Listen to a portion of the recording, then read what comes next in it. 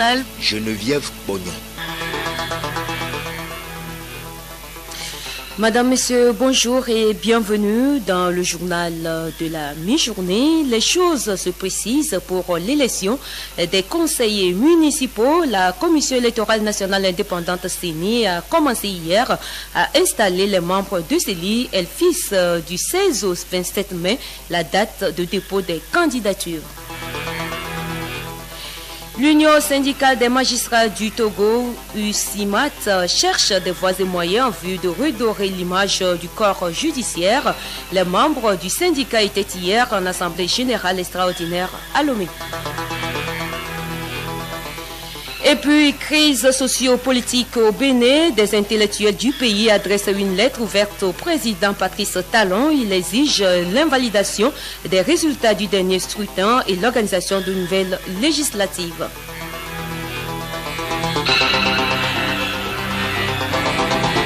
radiolomé.tg. Une fois encore, bonjour. Les préparatifs pour l'élection des conseillers municipaux se poursuivent. Les 10 présidents des commissions électorales locales indépendantes CELI, dont 7 du Golfe, 2 d'Agonivé, 1 de la V, accompagnés de leurs vice-présidents et rapporteurs, ont été installés hier lors d'une cérémonie au siège de la CENI. Ce maillon important du processus électoral a un rôle déterminant à jouer dans le déroulement et la réussite des opérations électorales des municipales. Ayassor Tambaou, président de la CENI. Nous avons écouté les décisions du gouvernement appelant à la révision des listes électorales le 16 mai et la tenue du scrutin le 30 juin. C'est dans ce cadre que la CENI, avec l'ensemble de ses démembrements, a entrepris de renouveler à l'attention des membres qui vont jouer un rôle dans le processus, de donner une formation pour des rappels pour ceux qui y sont déjà depuis plusieurs années et également une formation pour les nouveaux qui leur permettent effectivement d'assumer leur rôle tout au long du processus. L'importance de ces élections n'est plus à être démontrée, elle est évidente. Il y a plus de 30 ans que le Togo n'a plus connu les élections municipales. Conscient du travail à abattre, les présidents des CELI, par l'entremise de leur doyen d'âge, Kwesi Ankou, s'engagent à mener à bien leur mission. Les membres des CELI et les présidents des CELI, par ma voix, vous disent merci. Merci pour la confiance que vous avez placée en nous. Et à travers vous, ce merci va aux autorités de notre pays. Monsieur le Président, nous prenons l'engagement ici et maintenant d'accomplir sous votre houlette notre mission avec détermination, le dévouement et la loyauté. Nous respecterons toutes les instructions et les directives que vous allez nous envoyer pour l'accomplissement heureux du processus que nous venons d'entamer. Les membres des CELI installés ont démarré hier une formation qui s'achève ce dimanche. Autre chapitre de cette édition, le Bureau national du mouvement des jeunes UNIR, MJU, est conduit par son délégué national Malik Nachamba, a échangé avec les jeunes de la commune de Legbasito sur l'actualité politique, les aspects liés aux élections locales, aux réformes politiques et institutionnelles réalisées par l'Assemblée nationale ont été partagés. Nyamaku Kwakouche, délégué MJU de Legbasito. Nous avons accueilli le Bureau national du mouvement des jeunes unis. Nous ne sommes qu'un relais de ce bureau sur le terrain. Nous sommes un bureau communal. Nous représentons le parti, c'est-à-dire la jeunesse, ici à Legbasito. Nous avons une rencontre dénommée Rencontre unie de la jeunesse de Legbasito. Le bureau national est venu nous entretenir juste pour discuter des questions de la jeunesse et surtout discuter des échéances électorales qui sont en vue. Je veux parler des locales. Toute la jeunesse de la commune de Legbasito se sent fière.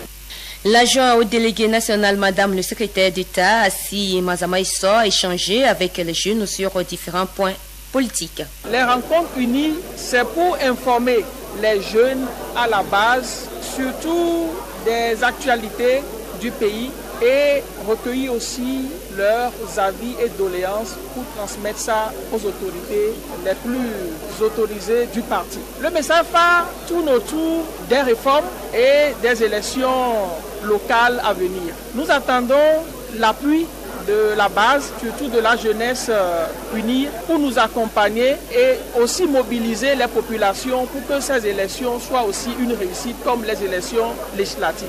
C'est pour que ça soit des rencontres ouvertes, pour que chacun puisse se sentir à l'aise et s'exprimer comme cela se doit, surtout ne pas enfermer les gens dans une logique de protocole.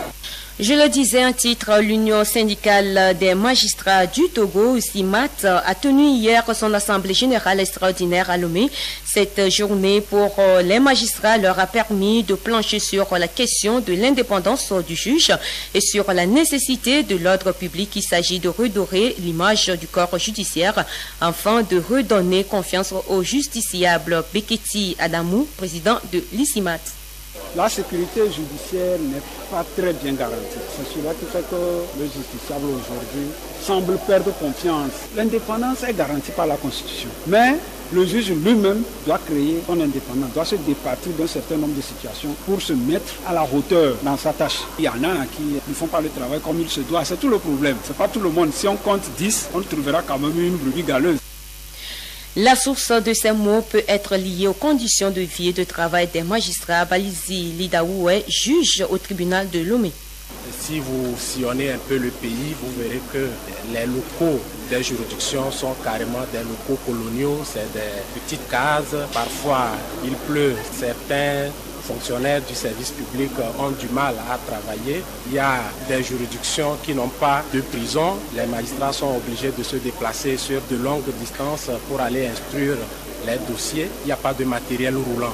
Ils sont obligés de le faire à leurs frais. Et tout ceci, certainement, porte un coup sur l'accélération de la procédure. Cela induit forcément une lenteur au niveau de la procédure. Troisième assemblée générale statutaire hier de l'association Notre Communauté à Lomé. Le bilan des activités du bureau sortant a été présenté pour le président sortant Yaovi Adodo. Beaucoup de choses ont été faites, mais du chemin reste à parcourir. Au regard du bilan, nous avons fait beaucoup de chemin. Certaines choses n'étaient pas possibles avant. Elles le sont devenues grâce à BNC.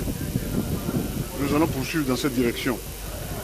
Nous demandons surtout que la population se réunisse autour de BNC, le renforce et lui indique ses aspirations et nous allons nous efforcer ensemble de les réaliser avec le temps. Le chantier est ouvert, il y a un certain nombre de chantiers qui sont ouverts. Le problème foncier n'est pas réglé. Puis il y a un certain nombre de problèmes propres à notre communauté qu'il faut transformer.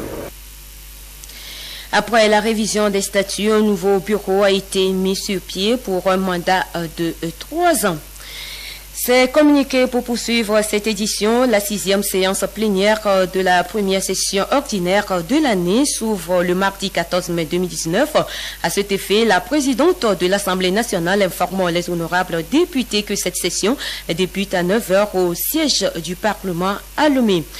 Radio Lomé a entrepris depuis quelques jours des travaux d'installation de nouveaux équipements de production sonore occasionnant des perturbations dans la prestation de l'ensemble de ses services. La direction de Radio Lomé présente à cet effet ses excuses à tous ses auditeurs pour les désagréments causés et les remercie pour leur bonne compréhension.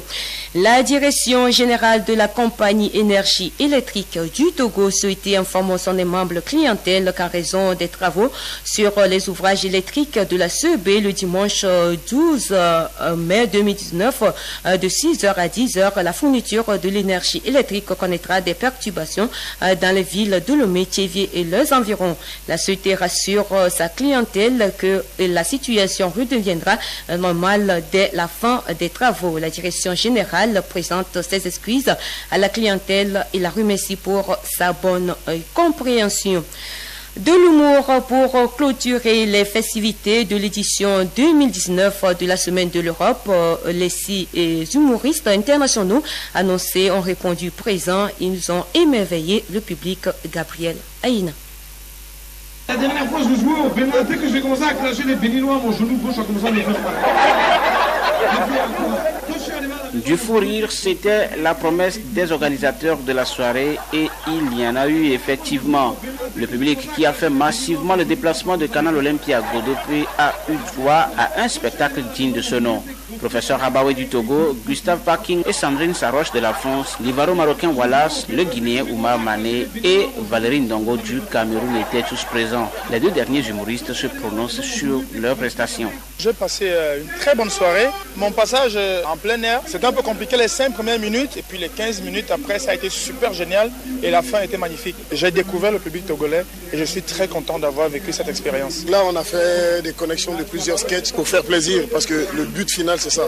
Ils nous ont fait faire un super challenge, on ne l'avait pas encore fait. C'est de jouer dans 2 salles dans le même endroit en simultané et ça, c'est un super challenge que je suis heureux d'avoir relevé. Les organisateurs sont fiers de l'heureux aboutissement des festivités. Le chef section affaires politiques de la délégation de l'Union européenne au Togo souligne ce qui a retenu son attention durant la semaine de l'Europe. Bruno Rances. C'est la coïncidence entre notre fête et l'adoption par consensus des réformes constitutionnelles et aussi la décision de tenir des élections locales. On était très contents avec une bonne tension encore à la dernière minute et on était dans une situation de fête.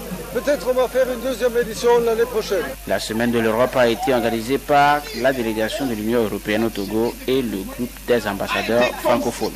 Vous êtes le meilleur humoriste au monde.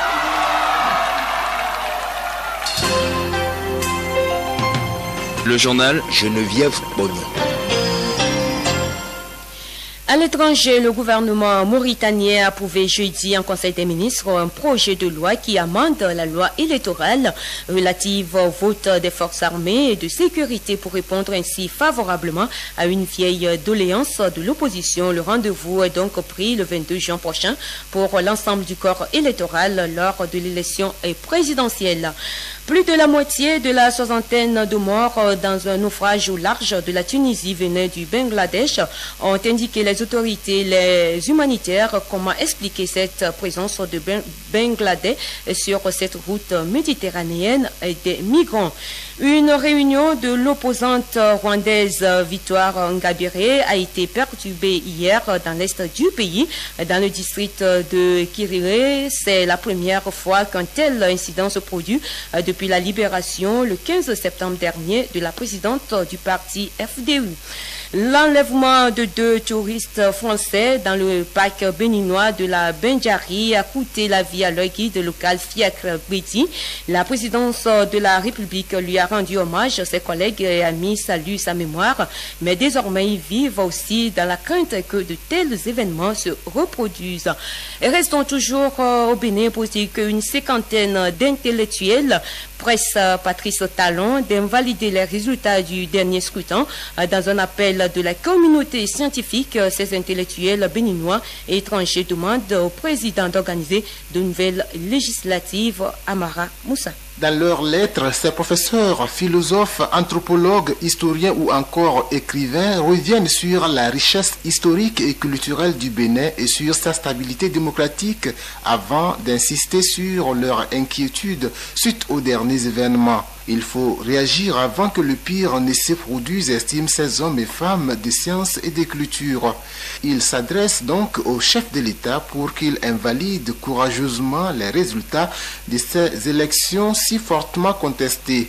Ils demandent en outre l'organisation d'un nouveau scrutin sur de bases nouvelles. Il s'agit pour eux de garantir cette fois-ci la participation effective de l'opposition à une compétition nationale ouverte et transparente. L'une des filles de l'ancien président angolais José Eduardo dos Santos dit avoir fui son pays après avoir été menacé par les services secrets angolais. Dans un message adressé à des journalistes angolais, Welvicha dos Santos explique avoir quitté l'Angola pour le Royaume-Uni après qu'un ancien ministre de dos Santos a été kidnappé selon elle.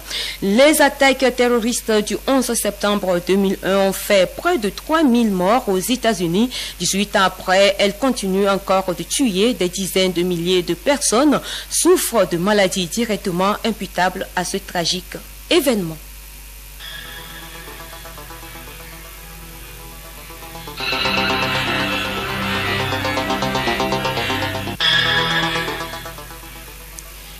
Ainsi se referme cette édition. Merci de votre fidélité. Retenez que les choses se précisent pour l'élection des conseillers municipaux. La Commission électorale nationale indépendante CENI a commencé hier à installer les membres de CENI. Elle fixe du 16 au 27 mai la date de dépôt des candidatures. Restez avec nous, le programme se poursuit.